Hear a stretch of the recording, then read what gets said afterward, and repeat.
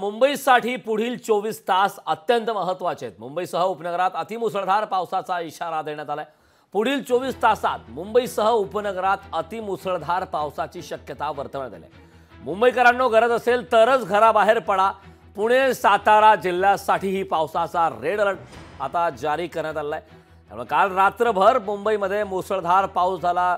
मुंबईत तुंबल्याचा प्रकार पाहायला मिळाला। ठिकठिकाणी रस्ते देखील जाम झाले।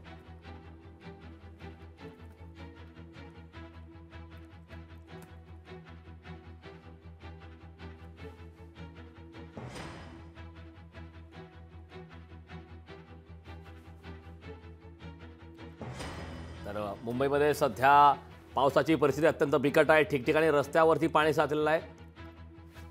तर या संदर्भात ताजी अपडेट देण्यासाठी आपले प्रतिनिधी भूषण शिंदे इंडिया गेटमधून आपल्यासोबत जोडले आहेत। त्यासोबतच विकास मिरगणे मरीन ड्राईव्हवरून आपल्याकडे। मी पहिल्यांदा भूषणकडे जाणार आहे। भूषण, काल रात्रभर मुसळधार पाऊस झाला। मुंबईची अवस्था अत्यंत वाईट झाली आहे। मुंबई पूर्णपणे तुंबल्याचा प्रकार मिळाला आहे। बऱ्याच ठिकाणी वाहतूक व्यवस्था पूर्णपणे ठप्प झाली आहे। काय सध्या ताजी अपडेट आहेत त्या ठिकाणचे?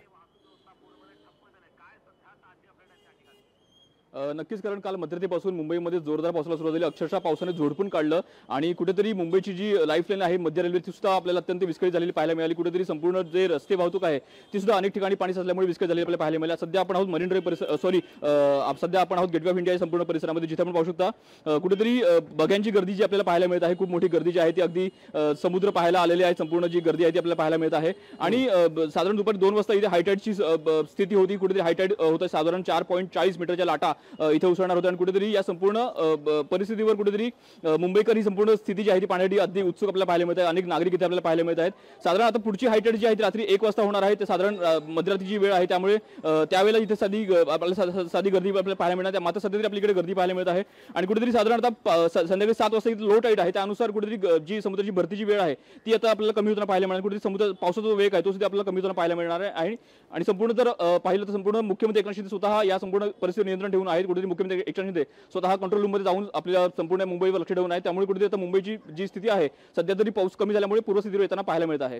कारण नक्कीच भूषण, अत्यंत गंभीर परिस्थिती आहे। त्यामुळे बऱ्याच लोकांचे, इव्हन मुंबईकरांचे कामकाज ठप्प झाले आहेत। विकास मिरगणे यांच्याकडे जाणार आहे मरीन्स लाईनवरून।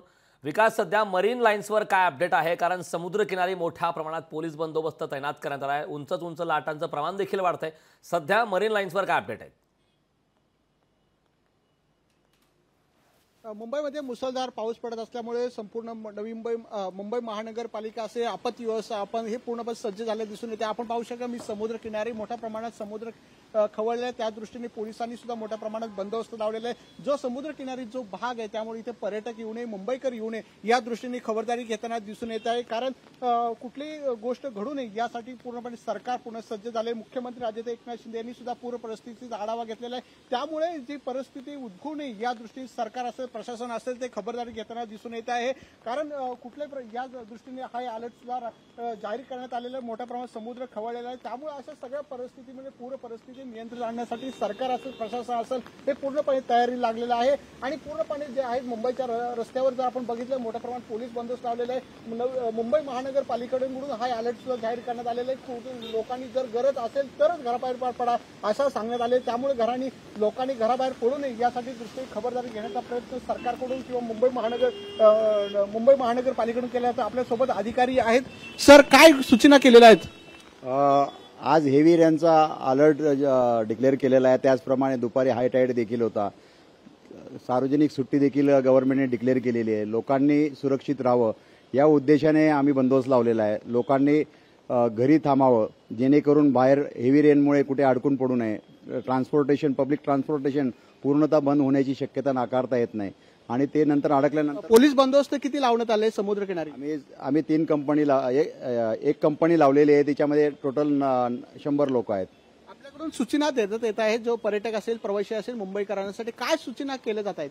बिलकुल, आम्ही पर्यटकांना सूचना देत आहोत की आज हेवी रेनचा अलर्ट दिलेला आहे आणि आपण घरी जाऊन आराम करावा। आम्ही याच सूचना देतोय। समुद्रकिनारी आम्ही बंद केलेला आहे। या ठिकाणी आल्यानंतर प्रोमेनेड साईडला बसल्यानंतर लोकांना आपला वेळ कळत नाही आणि नंतर जाताना हेवी रेन आल्यानंतर ते इथं अडकून पडू शकतात आणि दुविधा म्हणजे त्यांची परिस्थिती वाईट होऊ शकते आणि शेवटी मग आम्हालाच ते निस्तरावं लागणार आहे। तर त्याच्या आधीच त्यांनी घरी जाऊन आराम करावा। आणि किती हे पर्यंत समुद्रकिनारी किती दिवस असणार आहे? हे आजच्या दिवसापुरतं फक्त डिक्लेअर केलेलं आहे. आजच फक्त गव्हर्नमेंटने सुट्टी देखील, नक्कीच. शासकीय सुट्टी देखील डिक्लेअर केलेली आहे.